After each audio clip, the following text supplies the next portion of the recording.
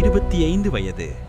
வயசு பொண்ணு, ஆனால் உடம்பு மட்டும் அவளுக்கு ஒரு போராட்டம்.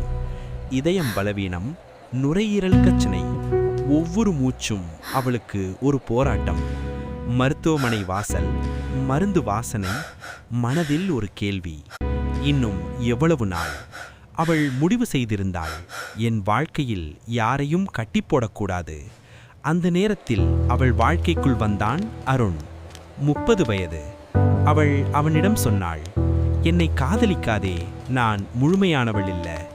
அவன் சொன்னான், முழுமைன்னு யாரு சொன்னது?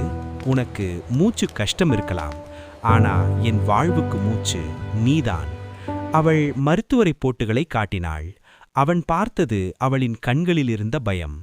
நாளை நான் இல்லை என்றாள் அவள் கேட்டாள்.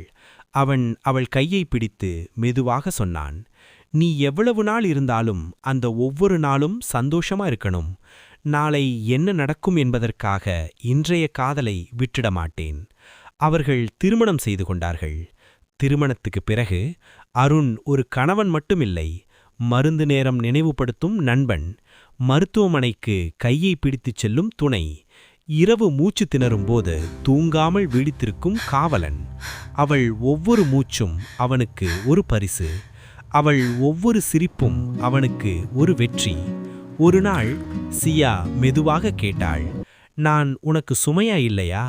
அவன் கண்ணீருடன் சிரித்தபடி சொன்னான், சுமைன்னு இருந்தா தோள்ல வலிக்கும், நீ இருந்தாத்தான் என் இதயமே நிறையும்.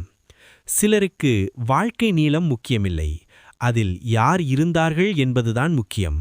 சியாவுக்கு உயிர் கொடுத்தது மருந்தல்ல, அருணின் அன்பு.